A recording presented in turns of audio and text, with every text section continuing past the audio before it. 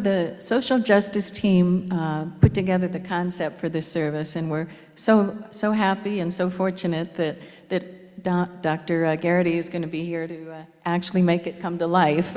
And a little bit about Dr. Gerety. He's going to be talking to us about what's wrong with the Creedal Constitution, and he's taught constitutional law throughout most of his career. He retired as a professor of law and humanities at NYU. He headed up the Brennan Center for Justice and was president of both Trinity and Amherst Colleges. He has law and philosophy degrees from Yale, and welcome, Dr. Gerety. Thanks so much, Robin, and I want to thank Robin and Carol in particular for tutoring me in how your service, which really is remarkably fun and joyous, and I congratulate you. It's sort of like having a new Democratic presidential candidate come into the fold so we can all stand up and laugh and cheer.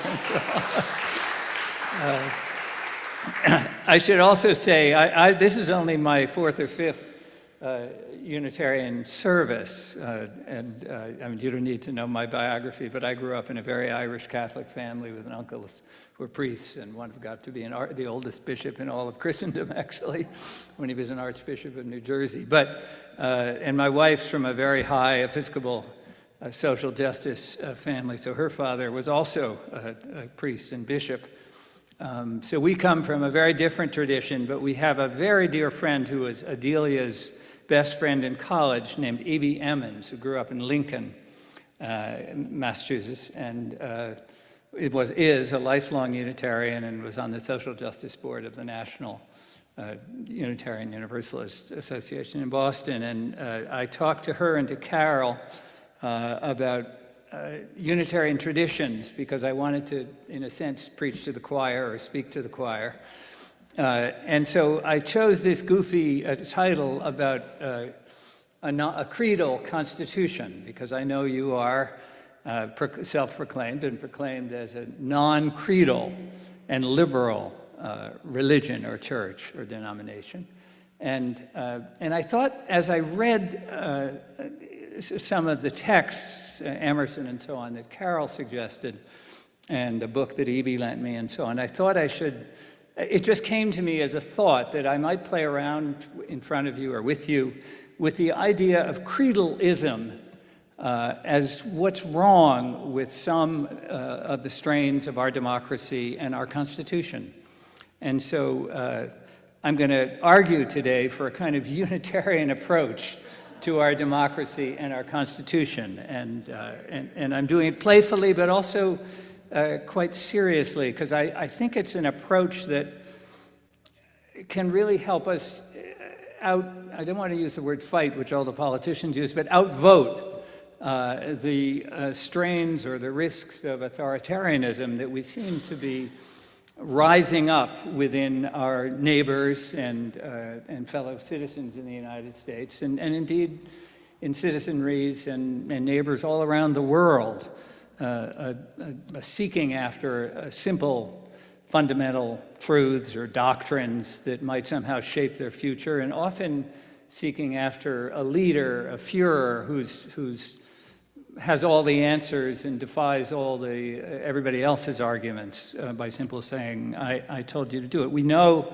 this kind of authoritarianism produces cruel, incompetent, brutal, and really unfair governance for human beings. And I, as somebody who's taught constitutional law my professional career, all throughout my professional career, I'm very aware that human governance is tremendously difficult.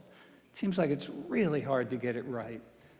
All over the world, people suffer from dictators and bad government, and I think they suffer from what I will teasingly call creedalism, which is a kind of fundamentalism, a commitment, if I could define it, and it has to be a little bit vague. We all know we live by our various faiths in our neighbors, in our fellow congregants, in our fellow citizens, in our Constitution, our democracy, and you have to live by some kind of faith.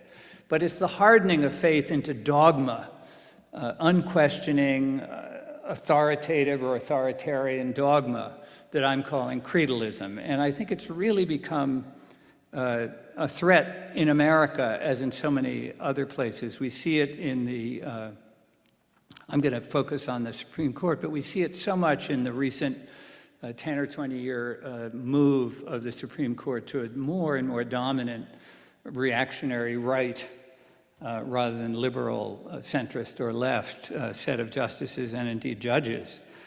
So we see it in the gun cases of recent times, in the famous Bruin case, for instance, in New York.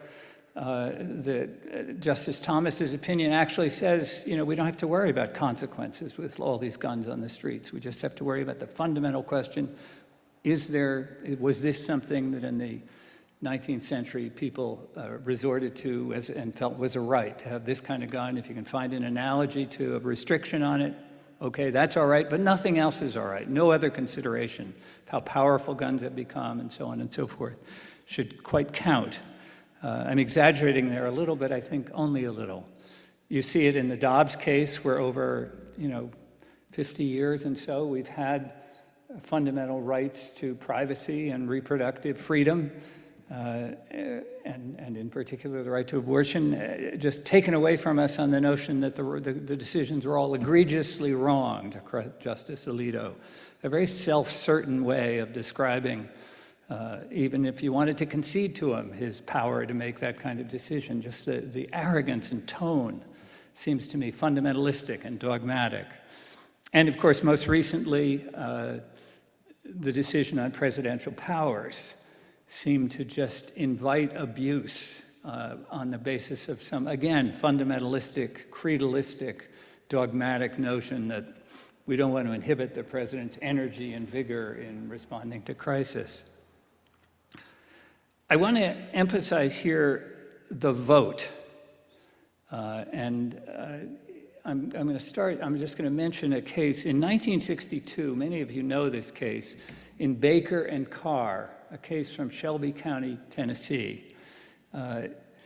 We in the United States, through our Supreme Court, held that one person was entitled to one vote. Now, this may seem so obvious to us all, but I want to tell you about a conversation I had with my dad growing up in Fairfield County, Connecticut. My dad, having been the lawyer when he was very young, the town council, and being interested in municipal law. And I remember, I guess I was in college, and saying to my dad, "What do you think of Baker and Carr?" And he said, "Well, Tommy, I always thought that it was right to have a tradition in which a town should have its votes awarded to it on the basis of its being a certain kind of municipality, a kind of tradition and history and so on and so forth."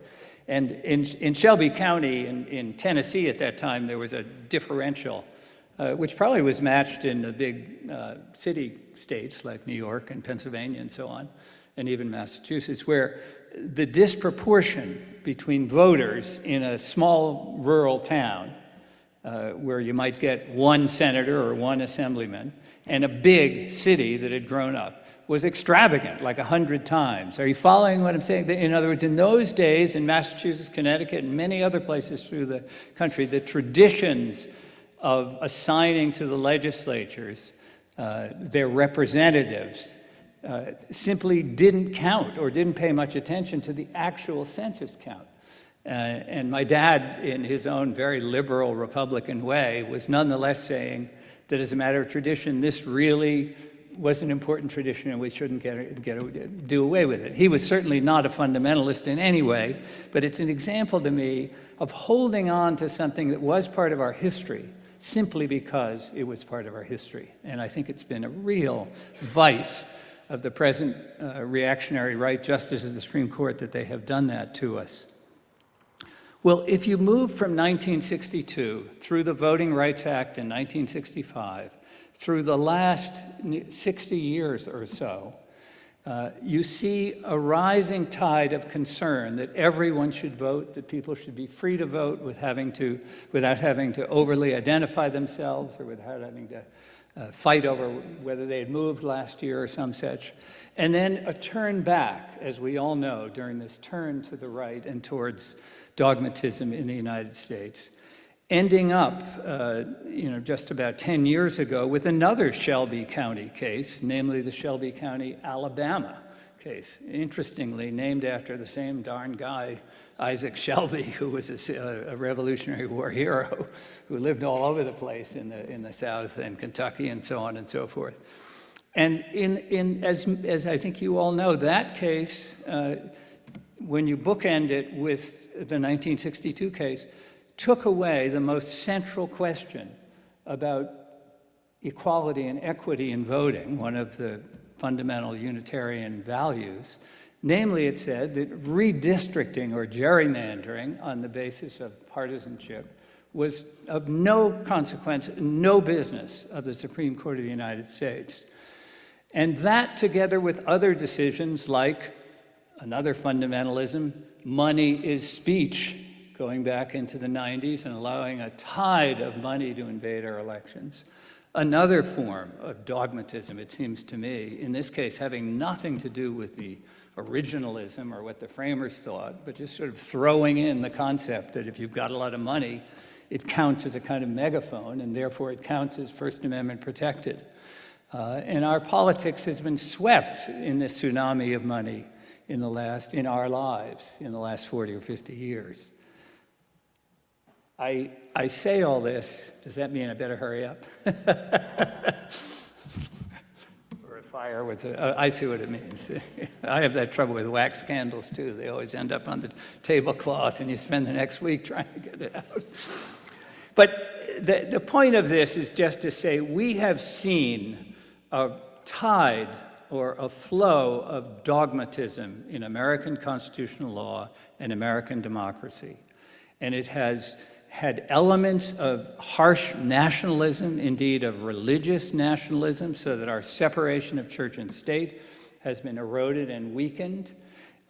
It has elements of literalism and thus fundamentalism, such that the reigning theory on the right in constitutional law is that we should go back to the original understanding of words written at a time when, as we know, while our Constitution may have been a forward, noble experiment in many ways, it also rested on a backdrop of colonial settlement and driving out the natives, of slavery in most parts of the colonies, and so on and so forth, of women not voting and being directed by their menfolk and so on.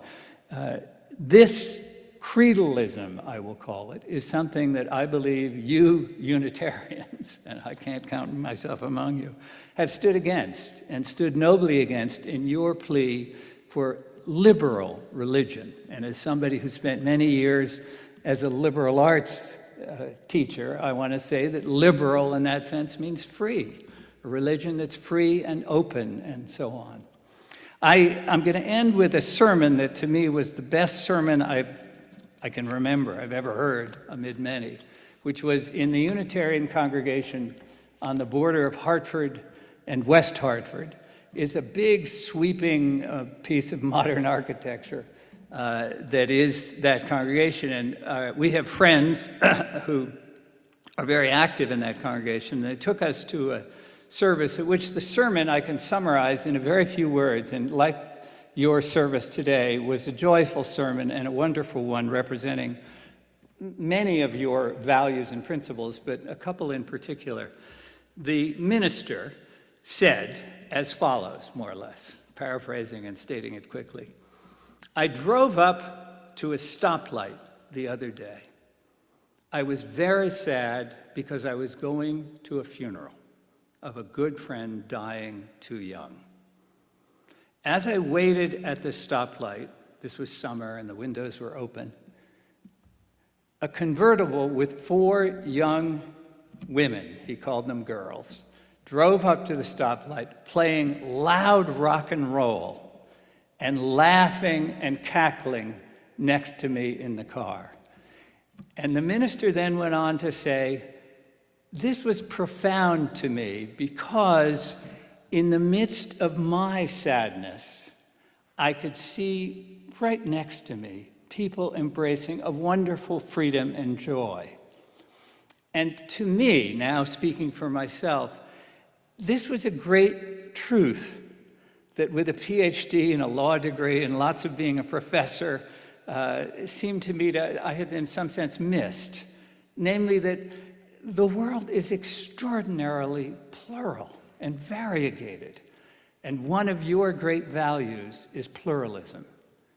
What I see being closed down by what I am calling creedalism, or a fundamentalism about doctrines and creeds, is that sense of the tremendous variety of the world and of human life within it, and closing down thereby in our democracies and in our courts a sense of openness to the meanings of our fundamental values and principles, like justice, equality, democracy, and so on. And so I end with this, to me, wonderfully memorable sermon and image of the minister tearfully driving up to a stoplight on the way to a funeral and looking out the window at a bunch of kids celebrating youth, joy, rock and roll, and nowadays, not breakdancing, but breaking. We're told that we're supposed to say breaking. Thank you very much.